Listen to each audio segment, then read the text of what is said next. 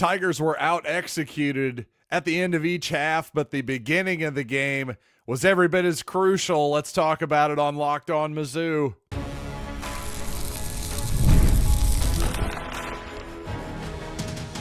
You are Locked On Mizzou, your daily podcast on the Missouri Tigers. Part of the Locked On Podcast Network, your team every day. Hey, all you true sons and daughters, I'm John Miller, your Mizzou mafioso and the central scrutinizer of Missouri Tigers football and basketball. Here with you with a quick one here following, well, a heartbreaking loss for Missouri against Texas A&M on the basketball court. And I'll just say this, I don't want to sound like a broken record after the Tennessee game, but a big picture, I think Missouri is fine. However, unlike the Tennessee game, I have to say this one hurts quite a bit more. And the reason for that is well, Missouri, I would say, stole one on the road to me a little bit against Mississippi State. I wasn't expecting to necessarily win that game. I certainly wasn't expecting to win the Tennessee game in Knoxville. So to blow this one in Columbia is a bit disappointing, I have to say. But really blow maybe a little bit harsh. I got to give a ton of credit to Buzz Williams and his squad for sure. But speaking of blowing, is that going to get by the YouTube censors? Phelps for Texas A&M was really blowing up Missouri's offense early. They were switching everything up top, the Aggies were, and they were also trapping at the half court. Just as Missouri would either start getting it across half court or just as Missouri would get across half court, well, they were jumping it, and Missouri was a little bit confused. And also Missouri's classic pinch post action where a big guy, hey, think about Kobe Brown, how effective he was in this spot a few years ago. But often the Dennis Gates offense will give it to a forward on the wing at the three-point line, and there'll be a lot of handoff action that is either faked or given to a guard where the guard can then drive off of that big man, that sort of thing. Well, Texas A&M was not only switching all of that action, they were being very, very aggressive and cutting all of it off, and I thought it had Missouri discombobulated early in the game to the tune of a 9-0 start for the Aggies. And also Missouri was frankly just killed on the offensive glass in the first half. And that's something that, well, didn't seem to please Dennis Gates very much. I was listening to the radio postgame. Coach Dickie Nutt, Missouri assistant, was talking about how Dennis Gates basically challenged his guys at halftime saying, hey, who wants to play here? Because I want to see the guys who are going to fight and fight hard, and you'll be the ones who get to play in the second half. This is me paraphrasing Coach Nutt here, of course. And for example, well, you saw Trent Pierce in the second half was basically put on ice. He didn't play at all in the second half as far as I could tell.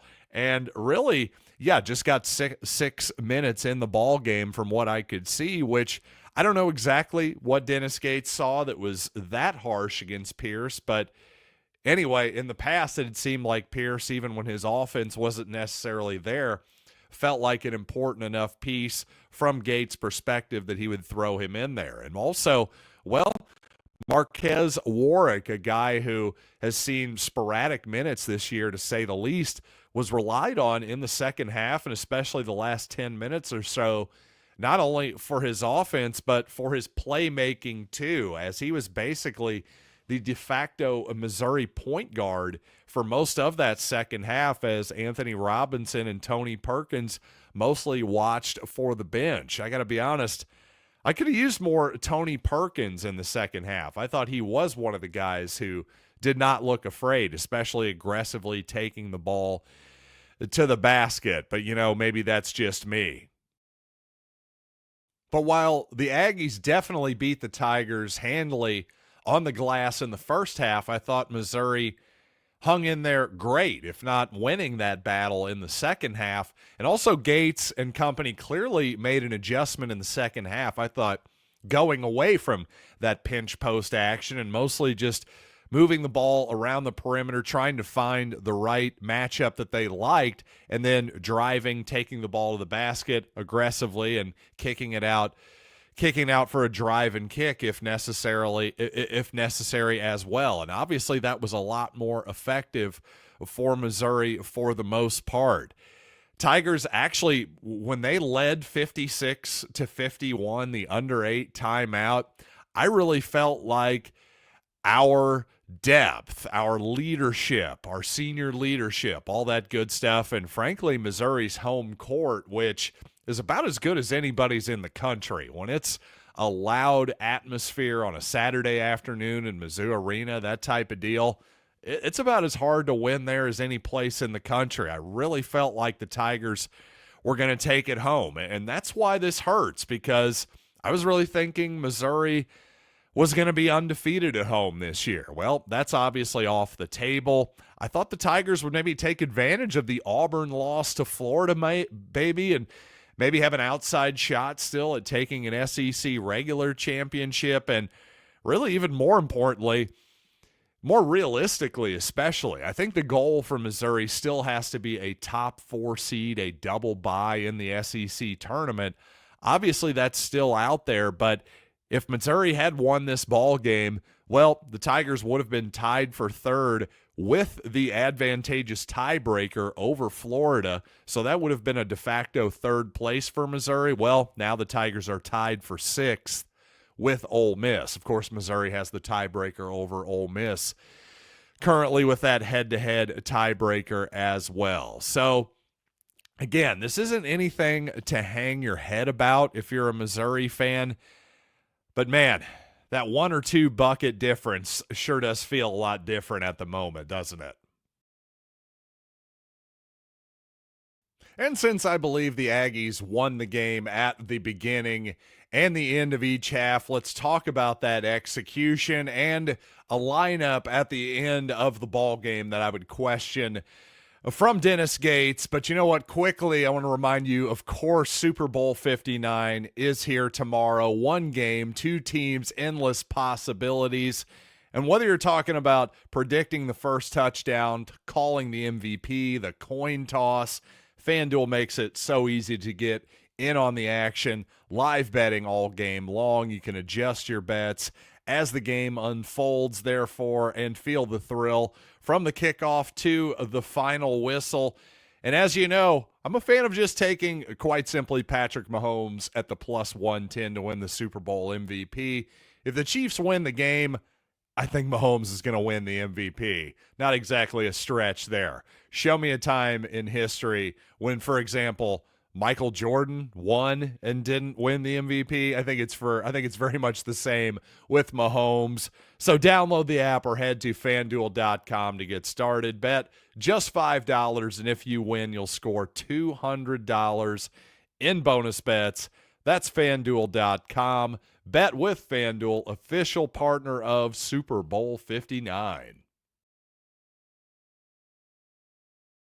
So after the Missouri starting lineup, huge ovations, of course, for Tamar Bates. Probably got the biggest ovation of all, I would say. Well, I couldn't help but notice that, of course, at the very end, you get the head coach announcement as well. And holy cow, I may be crazy, but it felt like Dennis Gates got the biggest ovation of all. So, you know when the head coach gets the crowd swell, regardless if it was actually louder than Bates or not, well, you know things are going well for your basketball program. So, with all that being said, I do think there was some execution and decisions that left a little bit to be desired for Coach Gates today. And especially the biggest question to me, the last 12, 13 seconds, Texas A&M has the ball. It's a dead ball. And at that point, Dennis Gates, who is a big fan of going offense, defense down the stretch, in other words, when there's a dead ball, hey, I'm going to put in my best offensive or defensive lineup considering the circumstances. Well, considering no shot clock, Texas A&M has the ball, just get in your best defensive 5 there. I didn't mind seeing Marquez Warwick as the lead ball handler a lot down in the second half of that ball game. I really didn't. And I don't think Marquez Warwick is a bad defensive player exactly. But I don't think he's the best defensive player on Missouri's team for that situation, especially against Wade Taylor, especially when Marquez Warwick, is not the tallest guy in the world. To me, that is a Tony Perkins spot at the very least. Heck, I could even argue you could put Aiden Shaw in that spot, somebody like that, or even an Honor Boateng. But I do understand that you don't necessarily want to put, even though in theory a guy is a better defensive option, you don't want to necessarily put a 100% totally cold guy in off the bench. But I don't think Tony Perkins qualifies as a cold guy off the bench. That would be probably my biggest criticism of what Gates did down the stretch. At the end of the first half, I will say this, a rough final possession for Missouri there, and right previous to that, A&M had a lob dunk on a baseline inbounds pass that was obviously an easy 2 for them. So really, I don't have a ton of huge criticism for Dennis Gates. Really, I just thought Buzz Williams was pretty excellent tonight, to be honest with you. That was my main takeaway. So give the Aggies a lot of credit. They're a good team. This league is an absolute meat grinder and continues to be so.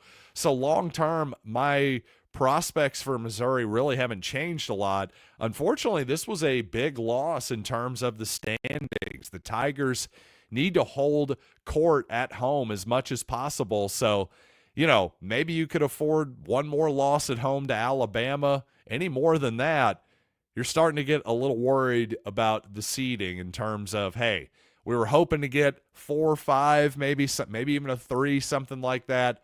That gets a lot less likely, whether you're 7th, 8th in the SEC versus 3rd or 4th. That may not be a huge difference in your actual quality of your team, but it is going to be a huge difference in the quality of your seed. So, you know what? Thanks for checking me out here on Locked On Mizzou. As always, thanks for making this show your first listen after a Saturday afternoon loss. For your second listen, check out Locked On SEC on YouTube and wherever you listen to podcasts. And until next time, I'm John Miller, and this has been Locked On Mizzou.